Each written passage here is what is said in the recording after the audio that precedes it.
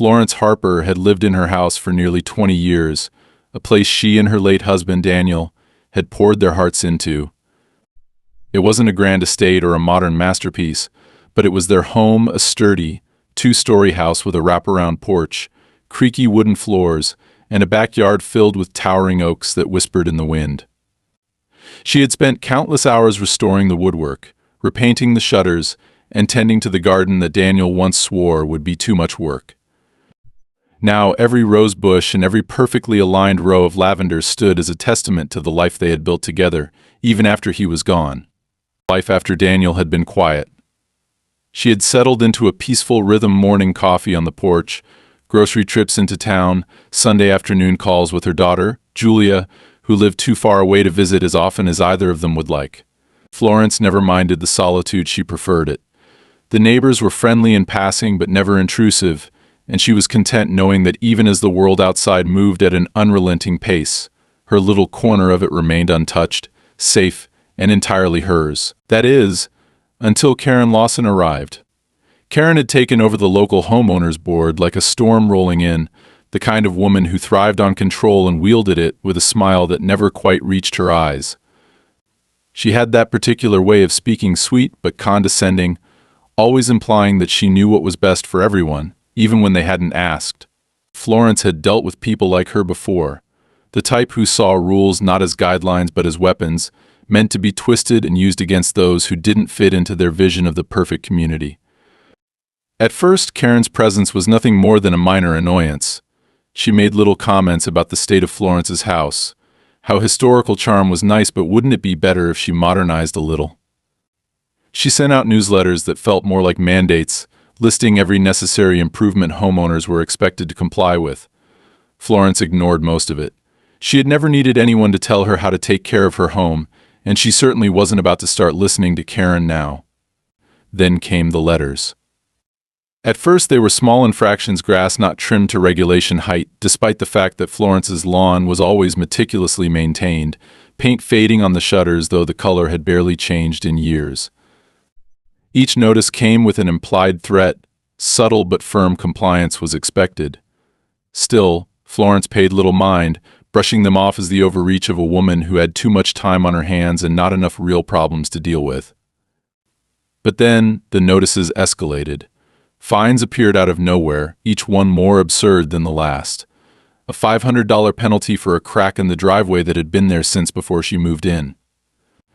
A violation for the unauthorized storage of materials because she had left a few bags of mulch by the porch overnight.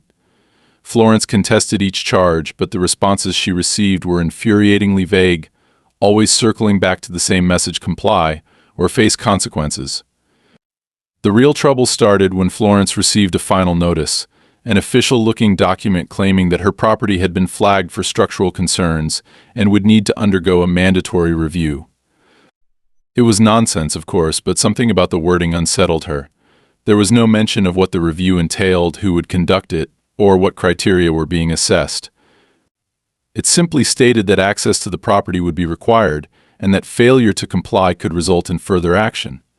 Florence refused. She wasn't about to let Karen or anyone else dictate what she could or couldn't do in her own home. She sent a formal letter back, stating as much, and assumed that would be the end of it. She was wrong.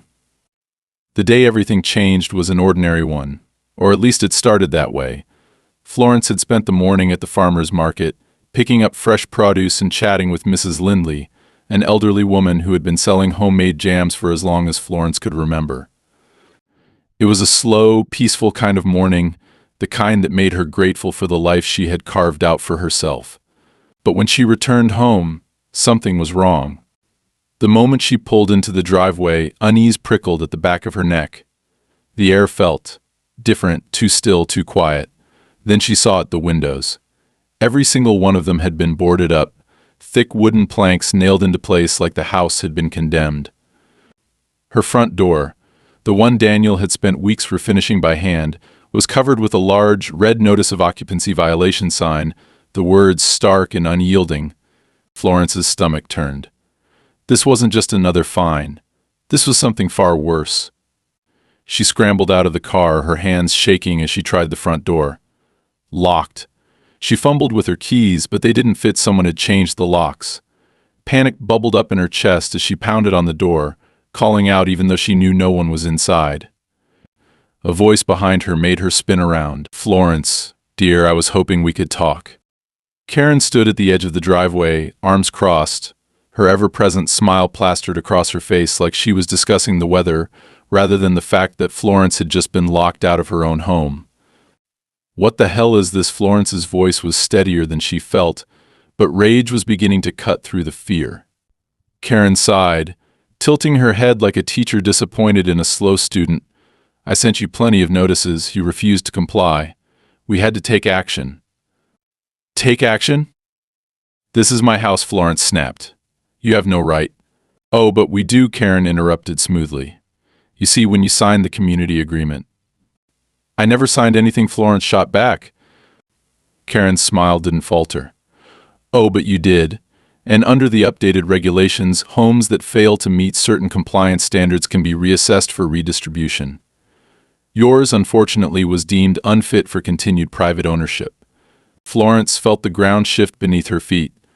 "Redistribution? What the hell does that mean?" Karen's smile widened.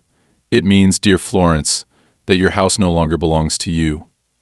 For the first time in her life, Florence felt completely powerless. Her home, her sanctuary, everything she had left of Daniel, it was being taken from her. And the worst part, Karen wasn't bluffing. She had planned this, and now Florence had nowhere to go. Florence stood frozen, the weight of Karen's words pressing down on her like a heavy stone sinking into the pit of her stomach. The air felt thick, suffocating, and for a moment she thought she might be sick. Her home, not hers anymore. The very idea was absurd, impossible even. But the smug certainty in Karen's voice sent a sharp spike of dread through her veins. No, this was not a misunderstanding. This was calculated. This was deliberate. Her fingers curled into fists as she took a slow, controlled breath. "I don't know what game you're playing, but you have no right to do this." Karen arched a perfectly sculpted eyebrow, the very picture of condescending amusement. "Florence, dear, I warned you. I sent you notices. I gave you opportunities to rectify the situation, but you ignored them. You left us with no choice." The sheer audacity of her tone made Florence's skin prickle with fury. "You had no choice," she snapped, her voice rising. "You had no choice but to steal my home? To change the locks and board up my windows like I'm some kind of trespasser?" Karen sighed as if this conversation was exhausting her. "No one stole anything. The community board made a decision based on your non-compliance. Your property was flagged for reassessment due to prolonged neglect." Neglect? Florence's voice cracked, disbelief colliding with rage. "That house is in better condition than half the properties on this street. I've maintained it for 20 years. Karen waved a dismissive hand, as if Florence's words were little more than background noise. "It's not about what you believe, Florence. It's about what's documented. And on paper, your home has been deemed unsafe and unsuitable for individual residency. It has officially been placed under the jurisdiction of the Community Board for Redistribution." That word again. Redistribution. Florence could barely process it. "And what exactly does that mean?" she asked through gritted teeth. Karen smiled in a way that made Florence want to slap it off her face.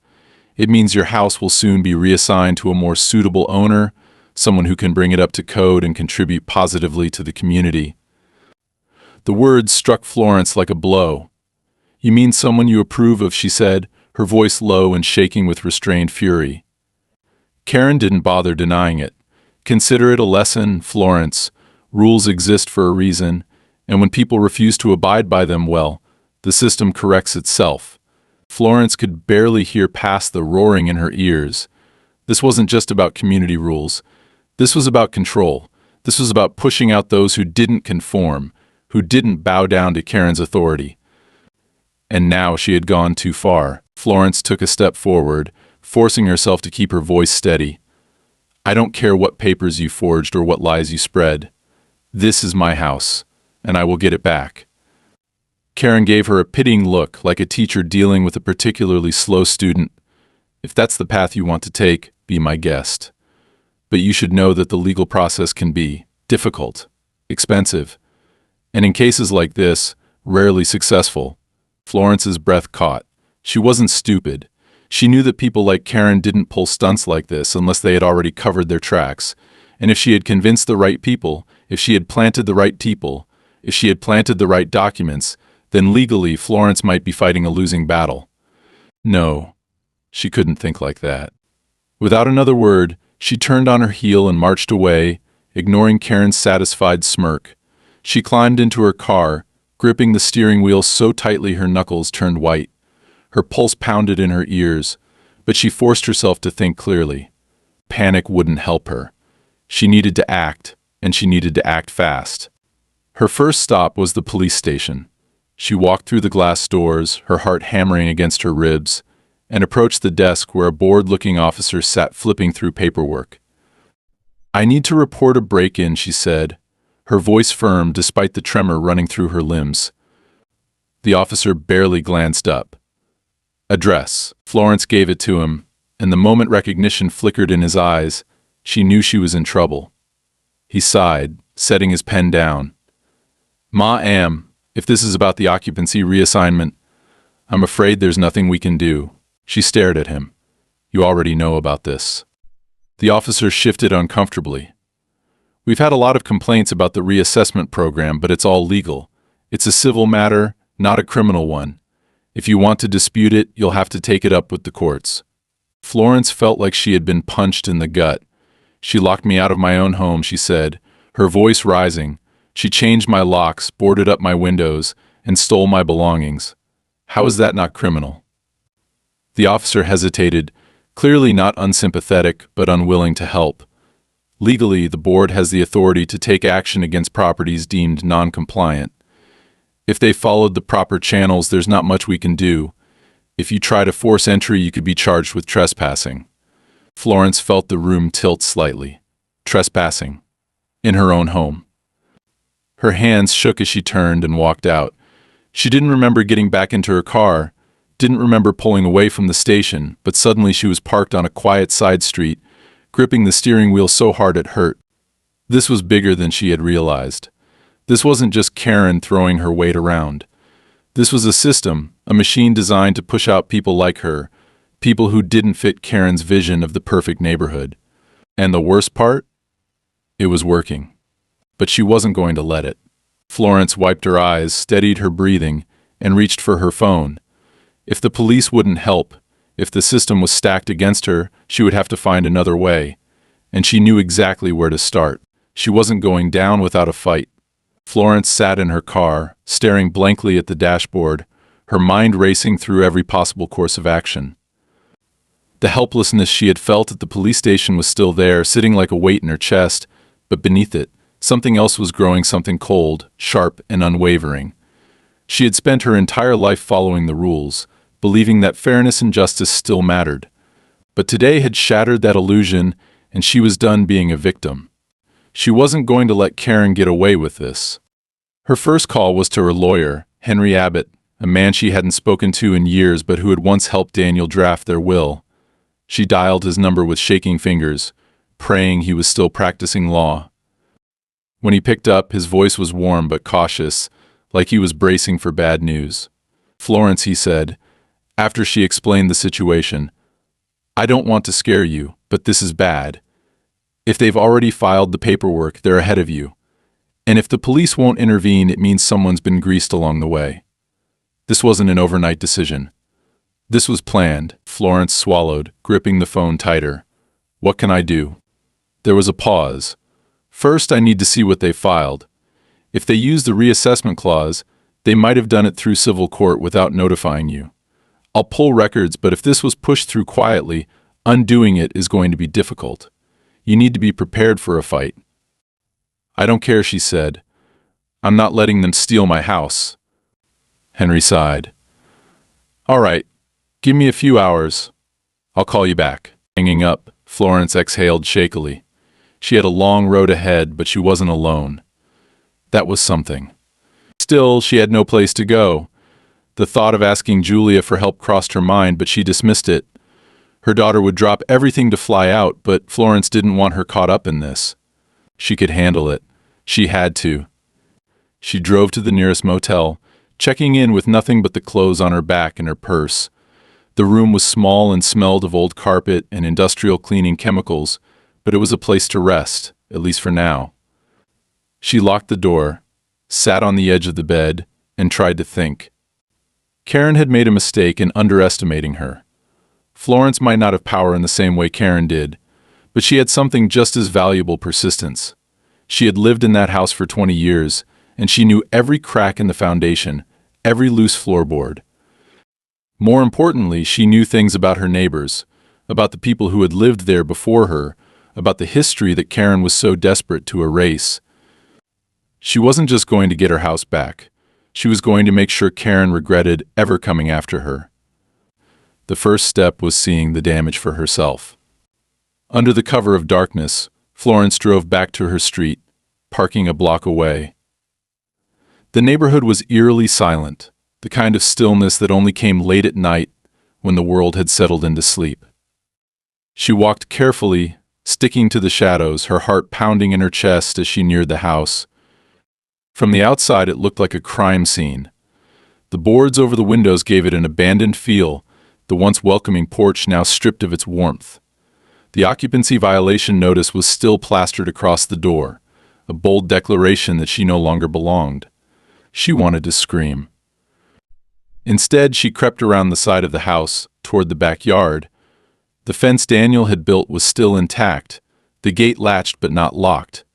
She slipped inside, the familiar crunch of gravel beneath her feet, sending a pang of nostalgia through her chest. This was her home. A light flickered inside. Florence froze, pressing herself against the side of the house, her breath coming shallow and fast. Someone was inside. Karen? No, she wouldn't be here this late. But someone was. Carefully, she moved toward the back door, testing the handle. Locked. Of course. But then she noticed something odd. The door frame had fresh scratches near the lock, the kind that came from hasty, imprecise work. Someone had forced this door open recently. That's when she heard the voices. Muffled, but distinct. She couldn't make out the words, but there were at least two of them, moving around inside. She crouched beneath the kitchen window, trying to stay out of sight, her heart hammering against her ribs. Then, a familiar sound sent ice through her veins, the unmistakable drag of furniture being moved. Florence's breath hitched. They were clearing out her house. Panic surged through her, but she forced herself to stay still, to think. Who would be here in the middle of the night? Whoever they weren't movers. Movers didn't operate under cover of darkness. Thieves? No, this wasn't random looting. This was controlled, methodical. She pulled out her phone and took a shaky breath, debating whether to call the police. Would they even believe her? She had already been labeled a trespasser in her own home. But this was different. She dialed Henry instead. He picked up on the third ring, groggy but instantly alert when she whispered, "There are people in my house." What his voice sharpened. "They're taking things," she said, her pulse hammering. "Right now. I'm outside. I don't know who they are." "Get out of there," Henry said immediately. "Now." "I need proof," she whispered, gripping the phone. "Florence, listen to me." A sudden bang from inside made her flinch. A door slamming, heavy footsteps moving toward the back. Florence ducked lower, pressing herself against the wall. Then, a voice. Clearer this time. "Get the last of it loaded up. We need to be out of here before morning." She didn't recognize the speaker, but the implication made her stomach turn. They weren't just emptying her house. They were erasing it. Everything she had built, everything she had kept of Daniel, it was all being wiped away. Florence didn't move, didn't breathe as she listened to them work. Eventually, the voices faded, followed by the unmistakable sound of a truck engine rumbling to life. She waited until she was sure they were gone before she dared to move. Hands shaking, she unlocked her phone, took a photo of the scratches on the door, then stepped back into the night. She wasn't safe here. Not yet. But she had seen enough. Karen hadn't just taken her house. She was destroying everything in it. Florence turned and walked away, her mind already racing with the next step. If Karen thought she could erase her, she had another thing coming. This wasn't over. It was just getting started. Florence barely slept. She sat in the motel room, staring at the dull glow of the bedside lamp, her mind racing through everything she had seen, the people in her house, the stolen furniture, the way Karen had orchestrated all of it so seamlessly, as if she had done it 100 times before. Every nerve in Florence's body was screaming at her to act, to storm into that house and demand answers, but she knew better. She had seen how the system was stacked against her, how the police had dismissed her like she was nothing more than an inconvenience. If she wanted to win this, she needed to be smart.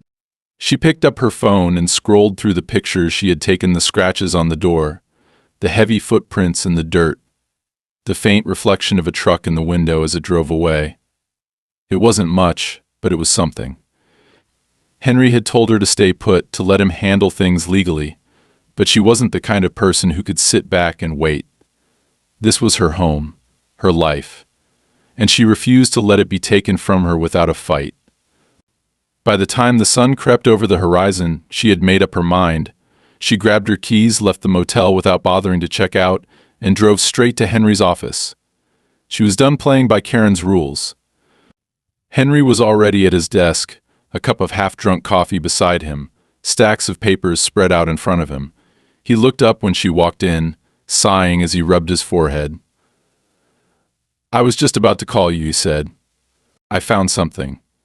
Florence sat down across from him, gripping the armrests. "Tell me." He pushed a folder toward her. "It's worse than I thought."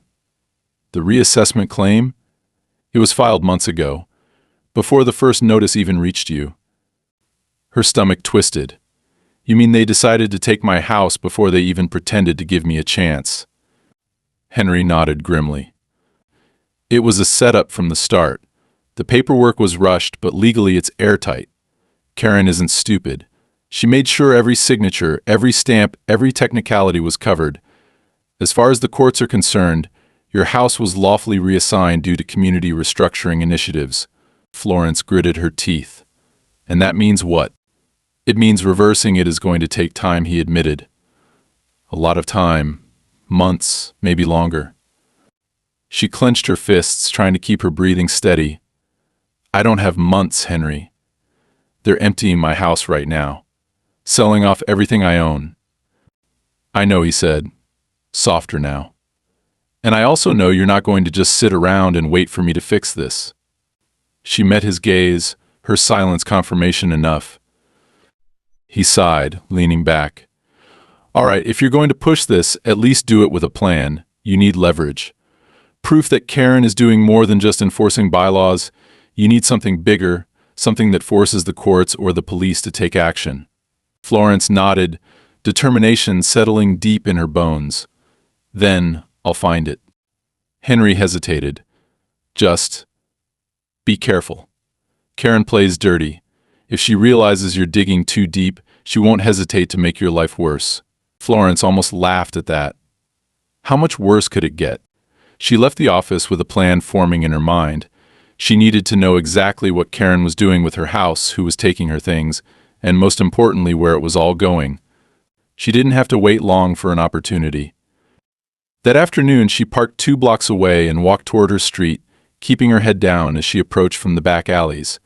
Her house was a hive of activity trucks parked in the driveway, men carrying out furniture, loading it up with the efficiency of people who had done this before.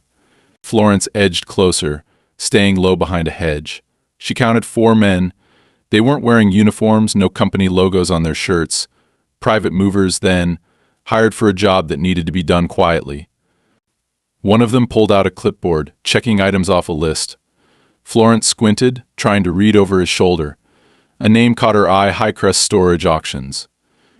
Her stomach dropped. They weren't just clearing out the house. They were preparing to sell everything. She ducked back, heart pounding. If she wanted proof, this was it. Florence had spent her life being cautious, doing things the right way. But right now, she didn't care about caution. She needed answers. As soon as the men stepped inside again, she moved. She darted across the lawn and crouched near the open truck, Her hands trembled as she pulled back the canvas flap, revealing rows of neatly stacked boxes, furniture wrapped in plastic, carefully labeled crates. Her eyes scanned the tags. Dining set. Silverware. Antique dresser. Her dresser. She felt something hot rise in her throat. They had already taken everything from the bedroom. A movement caught her eye, a set of papers wedged between two boxes. She reached for them, her pulse hammering. The invoice was detailed, listing every item taken from the house, along with an auction date. Tomorrow.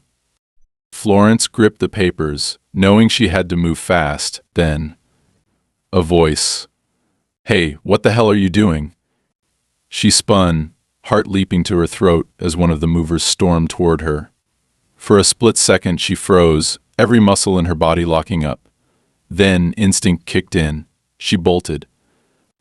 She sprinted down the driveway, her lungs burning, the sound of pounding footsteps behind her. She didn't look back. She didn't stop. She ran as fast as she could, cutting through the neighbor's yard, vaulting over a short fence, crashing through the bushes. The shouts faded, but she kept running. Only when she reached her car did she dare to stop, gasping for air. Her hands shook as she looked down at the crumpled papers. Proof. She had proof. She wasn't sure how much time she had before they realized what she had taken, but it didn't matter. She threw the car into drive and peeled away, her mind racing. She didn't go back to the motel. That wasn't safe anymore. Instead, she drove straight to Henry's office, barging in without knocking. He barely had time to look up before she slammed the papers onto his desk. "Stop them," she said, breathless. "Whatever you have to do, stop them." Henry flipped through the documents, his eyes widening. This he exhaled sharply. "This changes things." Florence sat down, gripping the edge of the chair. "Then tell me what to do next." Henry didn't hesitate. He picked up his phone and started dialing.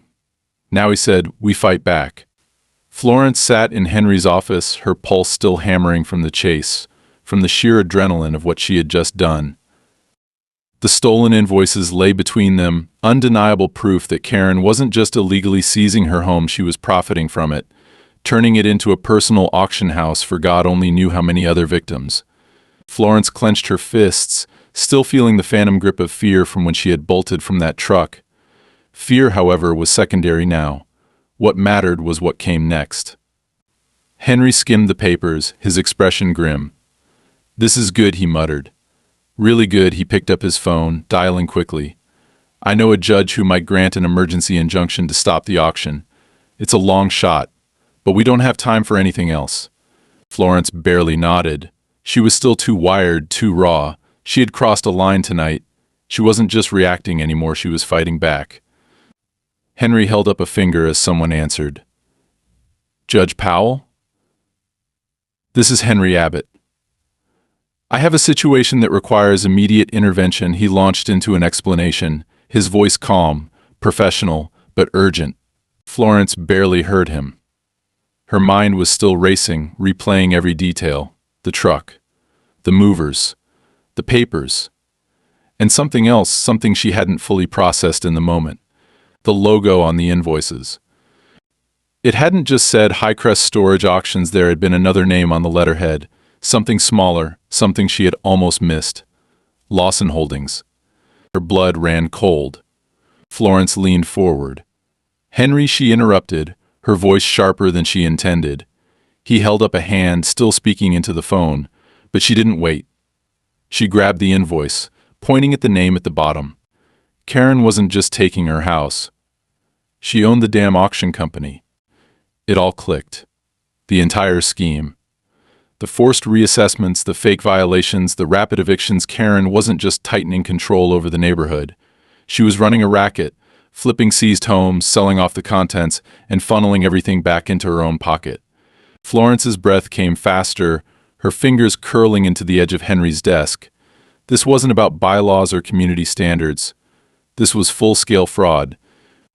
Henry finally ended his call, nodding in satisfaction. "We have a hearing in the morning. If we can convince the judge there's illegal activity." "She owns the auction house," Florence cut in. Henry blinked. "What?" She shoved the invoice toward him. Look at the bottom. Lawson Holdings. She's not just selling stolen property, she's selling it to herself. Henry went very still. Then he swore under his breath. This isn't just an injunction anymore, he muttered, standing so fast his chair nearly tipped over. This is criminal. He grabbed his briefcase, already moving. Forget civil court. I'm taking this straight to the DA. Florence followed him to the door. And what do I do? He hesitated for only a second before looking her straight in the eye. Stay out of sight. Karen will realize what you did soon, and when she does, she'll come after you. Florence swallowed hard but nodded. She wasn't about to let fear stop her now. She left Henry's office with the weight of everything pressing against her ribs, but also with something new, a sense of purpose, of control. She wasn't powerless anymore. That feeling lasted exactly 2 hours. She was sitting in the corner of a diner, nursing a cup of coffee that had long since gone cold, when she noticed the first sign that Karen had caught on. A black SUV parked across the street. Florence tensed, forcing herself to look away, to act natural. It wasn't an official-looking vehicle, no logos, nothing to indicate it was tied to law enforcement or security. But it had been there too long. No one got coffee that slowly. She didn't have proof it was Karen's doing, but she didn't need it. The second sign came 20 minutes later. Her phone buzzed. A new email. Past due notice, final warning. Florence frowned, clicking it open.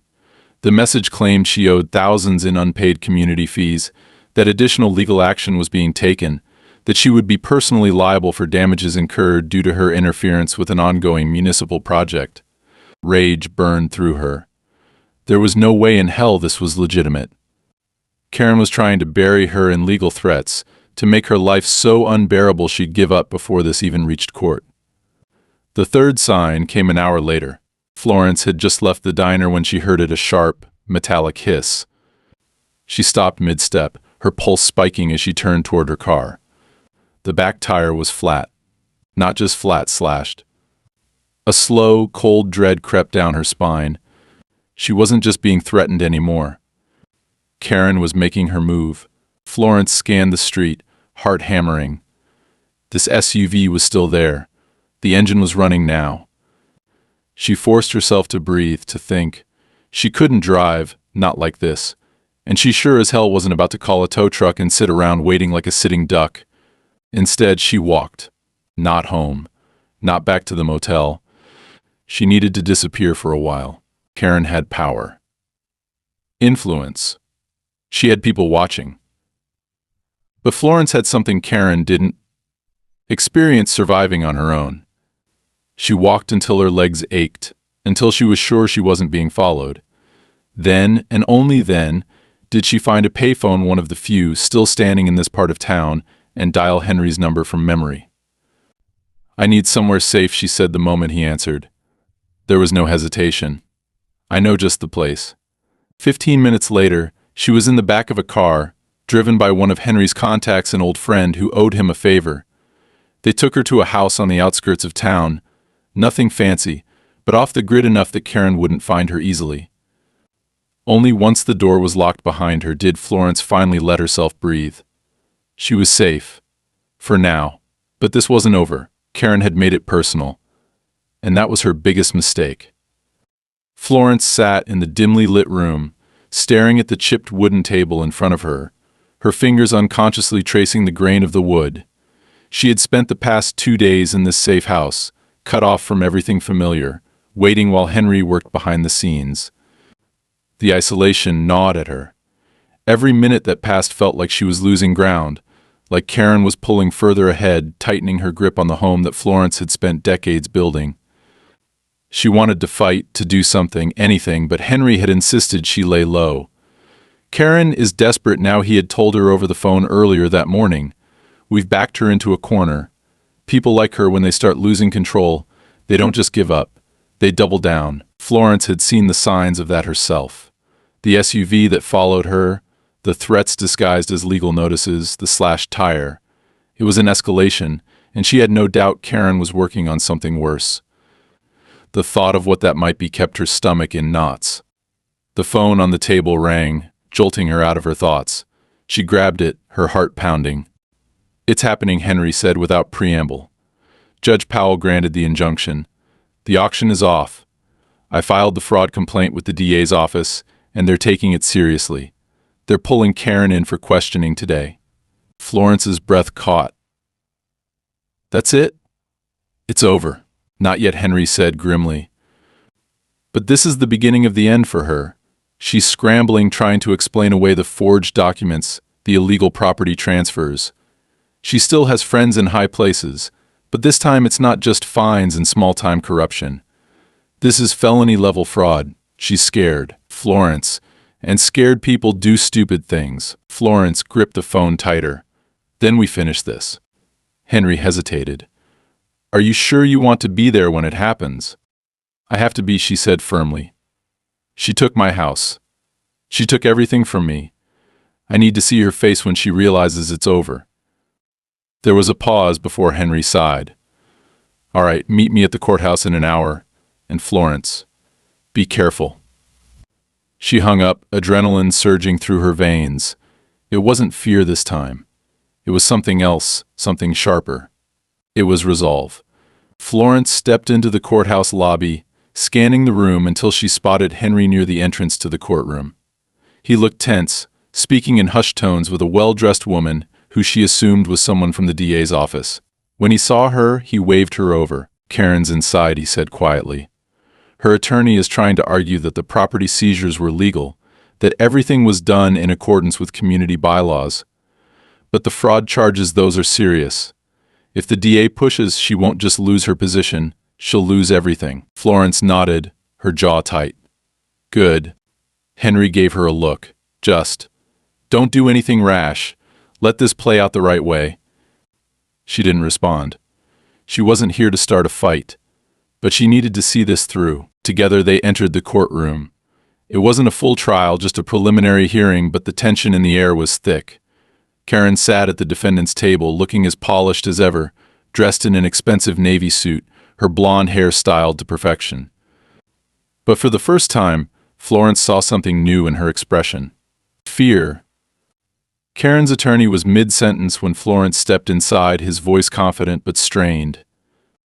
And my client maintains that all actions taken were within the legal framework of community governance. Any discrepancies in documentation were purely clerical errors, not evidence of intent to defraud.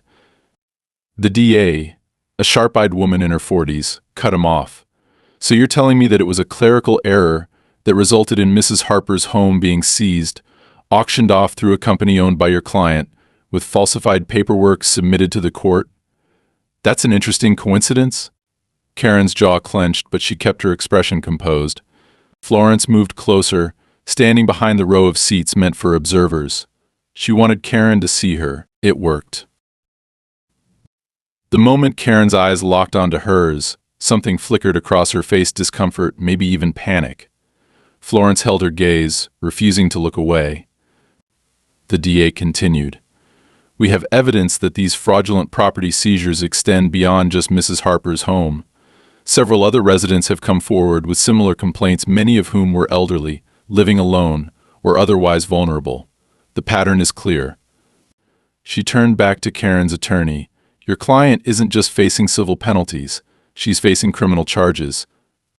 Karen stiffened, her fingers gripping the edge of the table. Her attorney shifted uncomfortably. Let's not be hasty. My client is willing to cooperate. Perhaps there's a way to resolve this without escalating to a full trial. The DA didn't even blink. Your client will have the opportunity to cooperate after formal charges are filed. Karen's expression cracked just slightly, a hint of desperation flashing in her eyes before she masked it again. Florence felt a dark satisfaction settle in her chest. She was watching Karen lose. Henry leaned over to whisper in her ear. She's out of moves. Even if she tries to negotiate, she's finished. Florence exhaled slowly, the weight of the past weeks finally beginning to lift. It wasn't over yet, but the tide had turned. As the hearing wrapped up, Karen finally stood, turning toward the exit. For a moment, it looked like she would walk out with her head held high, still clinging to her image of control. But then, as she passed by Florence, she stopped. She turned slightly, just enough to meet Florence's gaze. "You think you've won?" Karen's voice was low, sharp. Florence didn't flinch. "I know I have." Karen's lips pressed into a thin line. "You have no idea how things really work. This isn't the end." Florence tilted her head.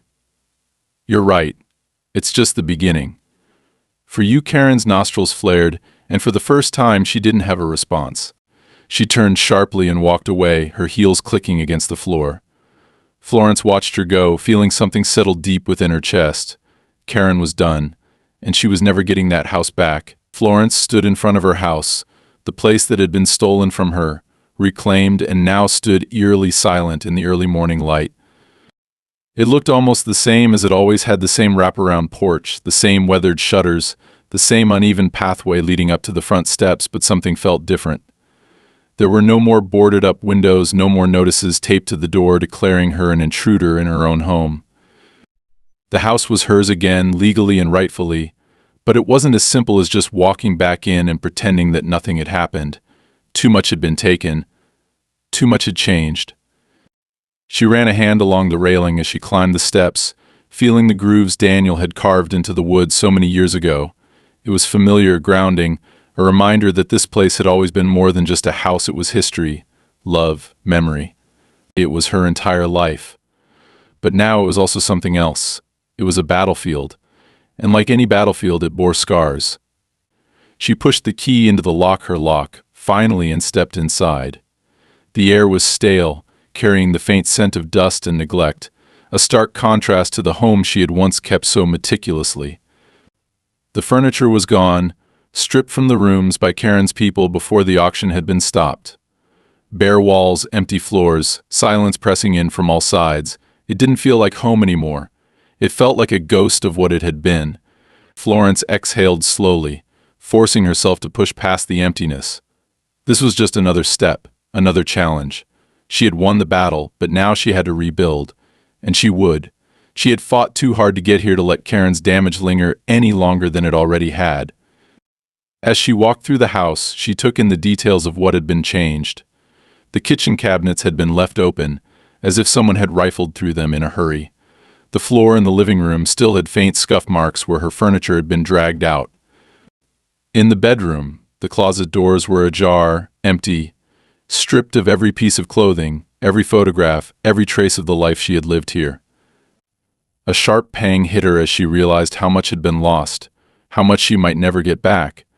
But then, just as quickly, something steadied inside her. The house wasn't gone. She wasn't gone. Karen had tried to erase her, and she had failed. Florence moved to the small office at the back of the house, the room where Daniel had once kept his old records, and where she had spent so many evenings after he passed, going through paperwork, paying bills, keeping life in order. It was the one room that hadn't been touched as thoroughly as the others. Maybe Karen's people had thought there was nothing of value here. Maybe they had just run out of time. She opened the bottom drawer of the desk, half expecting it to be empty like everything else, but her fingers brushed against something solid. A small wooden box. She pulled it out, her breath catching as she recognized it instantly. Daniel's box. She sat down, running her fingers over the smooth surface before carefully lifting the lid.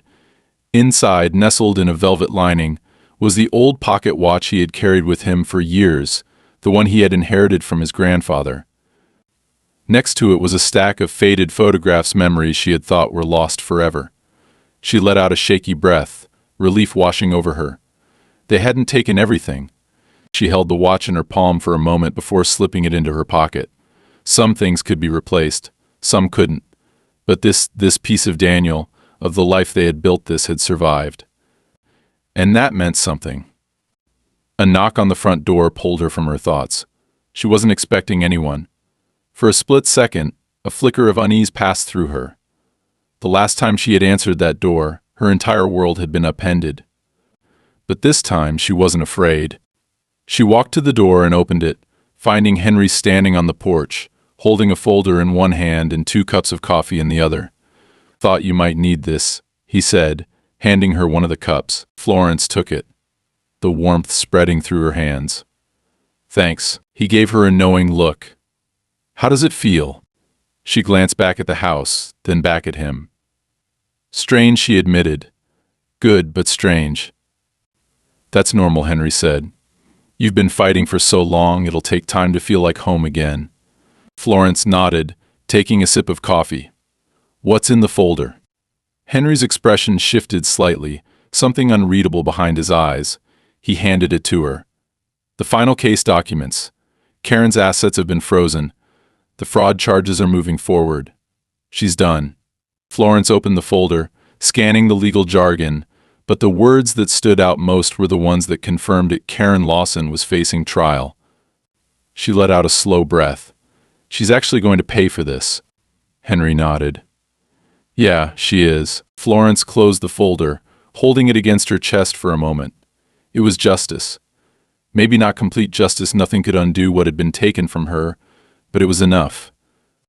They stood in silence for a moment, the weight of everything settling. Then Henry cleared his throat. So, what now? Florence looked past him, out into the neighborhood, where the houses stood quiet and unchanged, as if none of this had happened. But she knew better, and so did they. I rebuild, she said simply. I take back what's mine. Henry smiled slightly. And after that, Florence tilted her head, considering the question. She had spent so much time fighting, so much time focused on survival, that she hadn't thought much beyond this moment. But now, standing here, feeling the solid ground beneath her feet, knowing that she had won, she realized something. She wasn't done yet. After that, she said, a small smile forming, I make sure this never happens to anyone else again. Henry raised an eyebrow. That sounds like trouble. Florence sipped her coffee, the warmth settling deep inside her. Maybe, she said, but the right kind. She turned back toward the house, stepping inside, no longer a trespasser in her own home, no longer afraid. And for the first time in a long time, she felt completely, undeniably free.